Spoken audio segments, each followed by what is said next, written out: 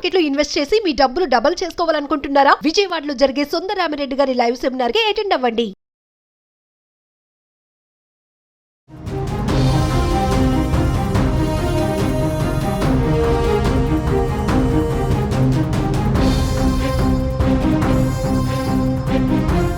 నమస్తే, welcome back to our channel. ప్రస్తుతం మనతో పాటు ఉన్నారు అనలిస్ట్ రామకృష్ణ గారు. సార్తో మాట్లాడదాం. నమస్తే సార్. నమస్కారం అమ్మా.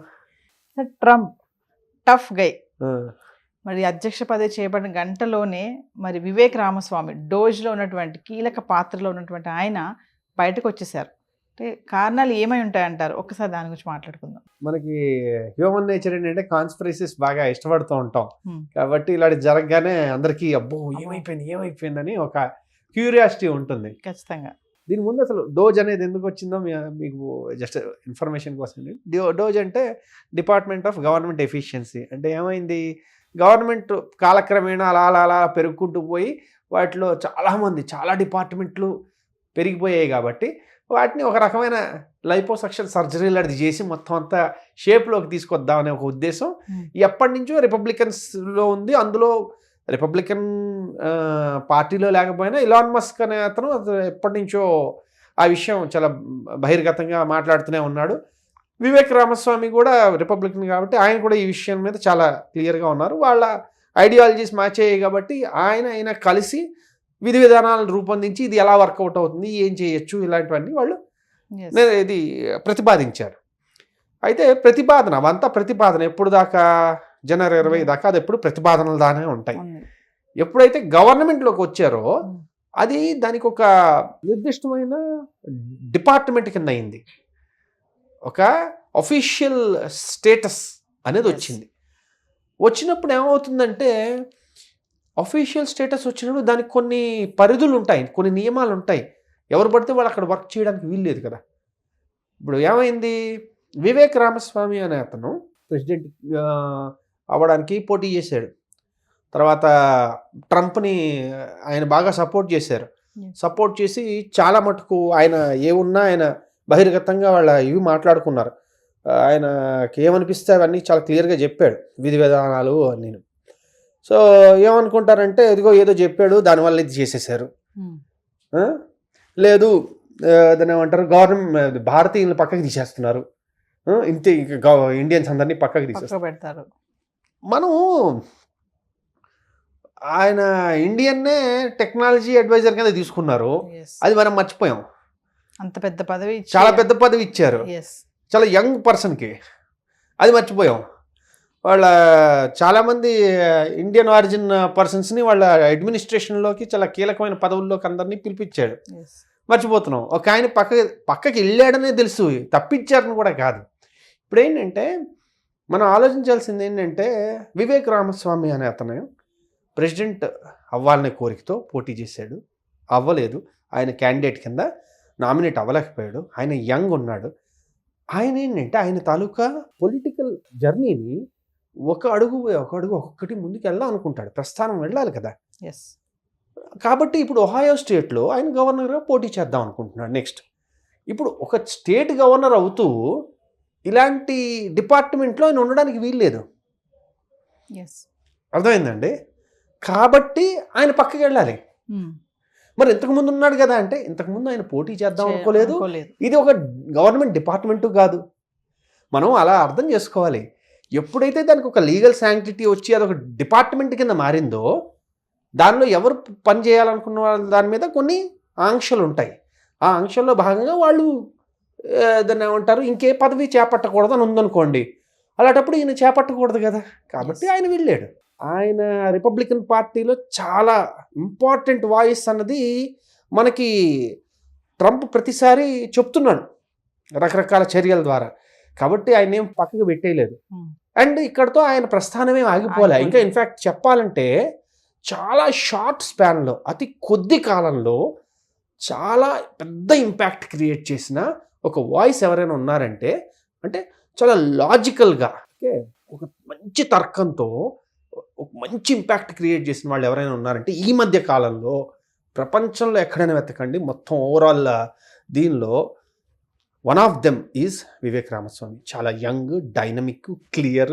ఆయన డిబేట్స్ ఏవైనా చూసారంటే ఆయన వాళ్ళ పొలిటికల్ డిబేట్స్ అయినా అవ్వచ్చు, లేదా వాళ్ళు ఓటర్స్తో మాట్లాడే విధానాలైనా అవ్వచ్చు, ఆయన చాలా చక్కగా తర్కంతో మాట్లాడతారు.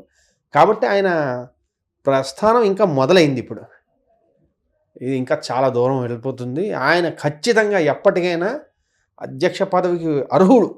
అంటే ఇదేదో నేను చెప్తున్నది కాదు, చాలామంది విశ్లేషకులు ఇవన్నీ చూసి గమనించి చెప్పారు. కాబట్టి హీ హ్యాస్ దట్ క్యాపబిలిటీ.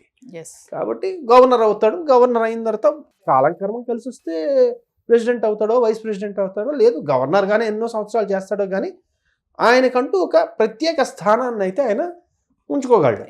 కాబట్టి అటు చేస్తే ఇటు చేయకూడదు, కాబట్టి వెళ్ళిపోయాడు అంతే. ఇంతకు మించి ఇంకేం లేదు.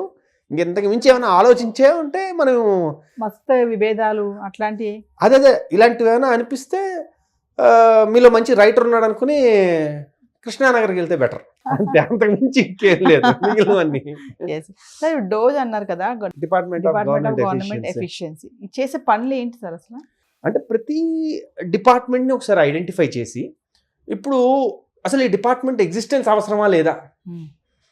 కొన్నిసార్లు ఉంటాయి, ఏదో ఒక డిపార్ట్మెంట్ పెడతారు, పెట్టిన తర్వాత దాని తాలూకు ఆవశ్యకత కోల్పోతాం కొన్నాళ్ళ తర్వాత, కానీ దాన్ని అలానే కంటిన్యూ చేస్తూ ఉంటాం. ఇప్పుడు మన ఇండియాలోనే ఉన్నాయి గవర్నమెంట్ సెక్టర్ యూనిట్స్ ఉండేవి. ఎన్ని వేల కంపెనీలు మన వాళ్ళు మూస్తే కూడా ఇంకా చాలా వైట్ ఎలిఫెంట్స్ ఉన్నాయి. అలాంటివి అక్కడ ఉన్నాయి. సో వాటిని తీయించేయడం. రెండోది, కొన్ని గవర్నమెంట్ డిపార్ట్మెంట్స్లో చాలా అవసరానికి మించిన ఎంప్లాయీస్ ఉన్నారు. సో ఆ డిపార్ట్మెంట్స్ని స్లిమ్ డౌన్ చేయడం, ఎఫిషియెంట్గా తయారు చేయడం. ఎందుకంటే ఇప్పుడు ఇది ఒక పని చెయ్యాలి, ఆ పని అవ్వట్లేదు. ఉదాహరణకి FDA ఉంది, ఫుడ్ అండ్ డ్రగ్ అడ్మినిస్ట్రేషన్ ఉంది. అది చేయాల్సిన పనులు అది చేయట్లేదు అనుకోండి, దానికప్పుడు చాలా క్లియర్గా ఇస్తారు మ్యాండేట్. ఓకే, ఇవి అవుట్కమ్స్ ఉండాలి, అది జరగట్లేదు, కమన్ ఎలా జరుగుతారో నాకు విధి విధానాలు మీరు రూపొందించండి, నాకు ఆ ప్రణాళిక చూపించండి. సో అది బేసిక్గా చేయడం ఏంటంటే they are only trying to make it work faster. అది ఒక రకంగా చెప్పాలంటే మన దేశాల్లో గైడెన్స్ పరంగా చేస్తూ ఉంటారు అలాంటివి. అంటే ఇప్పుడు నీతి ఆయోగ్ అనేది ఒకటి వచ్చింది. నీతి ఆయోగ్ ఏం చేసింది, వాళ్ళు కొన్ని విషయాల్ని వాళ్ళు అధ్యయనం చేసి రాష్ట్రాలకి ఒకే ఏమైనా సలహాలు సూచనలు ఇవ్వడం దాకా చేశారు. కానీ గవర్నమెంట్ తాలూకు మొత్తం స్ట్రక్చర్ని మార్చాలి, ఇలాంటి వాటిని మన దాకా అది రాలా. వాళ్ళు ఏంటంటే వాళ్ళకి ప్రెసిడెన్షియల్ రూల్ ఉంది, ప్లస్ వాళ్ళకి ఆ ఛాన్స్ ఉంది. అందులోకి వీళ్ళు ఇలాన్ మస్క్ కానీ ట్రంప్ కానీ అది వాళ్ళ అదేదో సినిమా ఉంది కదా, ఎవడైతే నాకేంటి అన్నది, ఆ సినిమా టైటిల్కి యాప్ట్ హీరోలు అన్నమాట. వీళ్ళు ఎవరిని పట్టించుకోరు, వీళ్ళు అనుకున్నది చెయ్యాలి. సో అందుకని ఇది వెంటనే ఇప్పుడు ఒకటి బాగా గమనించండి, ట్రంప్ 1 వచ్చినప్పుడు ఈ అర్జెన్సీ లేదు. ట్రంప్ 2.0 అన్నారు. అర్జెన్సీ ఎందుకు వచ్చింది అంటే ఆయనకి తెలుసు నెక్స్ట్ ఇంకా ఎలక్ట్ అవ్వడం. అక్కడ ఏంటంటే ఒక ప్రెసిడెంట్ 2 సార్లు కన్నా టర్మ్ల కన్నా ఇంకా రాకూడదు. సో 3వ టర్మ్ లేదు, ఇంకా ఇదే లాస్ట్. అది సో ఈ 4 ఏళ్లలో అనుకున్నది చేసేయాలనుకుంటే ఇంకా మళ్ళీ ఢిల్లీ డాలింగ్ ఇవన్నీ నసగడాలు లేవు, ఫటాఫట్ అయిపోవాలి. అందుకని మీరు రాగానే ఆయన తాలూకా స్టైల్ ఎలా ఉంది, ఫస్ట్ స్టేట్మెంటే 2 జెండర్స్, మెన్ విమెన్, ఇంకేం చేసుకుంటా చేసుకో, తీసుకురా, ఏంటిది ఇదంతే, బర్త్ రైట్ సిటిజన్షిప్ తీసేయి, అలాగా చాలా స్పీడ్లో వెళ్తున్నాడు. అయితే వీటన్నిటికీ రకరకాల ఎదురు దెబ్బలు వస్తూ ఉంటాయి, చూడాలి అవి ఎలా జరుగుతాయి. Thank you sir. ఓకేనమ్మా. హాయ్. మొట్టమొదటిసారిగా మన విజయవాడలో క్లాస్ రూమ్ ట్రైనింగ్ అండి, 1 డే క్లాస్ రూమ్ ఎన్విరాన్మెంట్లో ఆఫ్లైన్ వెబినార్ జరగబోతుంది. అండ్ ఇంట్రెస్ట్ ఉన్న పార్టిసిపెంట్స్ ఈ కింద స్కూల్ అవుతున్న నెంబర్కి రింగ్ చేసుకొని సీట్ బుక్ చేసుకోండి. దీంట్లో ETFs, index funds and mutual funds మీద completely and hand holding experience మీకు ప్రొవైడ్ చేయబడుతుంది. దీని ద్వారా ఏంటంటే మనం ఎసెట్స్ని స్టాక్ మార్కెట్లో ఎలా మేనేజ్ చేసుకోవాలి, ఎలా గ్రో చేసుకోవాలి, ఎలా ప్రొడక్ట్ చేసుకోవాలో అంటే ప్రాక్టికల్గా నేర్చుకుంటారు. అండ్ మీ ఇప్పటి వరకు మనం ఆన్లైన్లోనే మీరు అటెండ్ అవుతున్నారు. ఇక నుంచి మీరు మన విజయవాడ సిటీలోనే అండ్ లైవ్లో క్లాస్ రూమ్ ఎన్విరాన్మెంట్లో నేర్చుకునే ఛాన్స్ దొరుకుతుంది. కాబట్టి ఇంట్రెస్ట్ ఉన్న పార్టిసిపెంట్స్ కింద స్క్రోల్ అవుతున్న నెంబర్కి పింగ్ చేసి సీటు రిజర్వ్ చేసుకోండి. Thank you.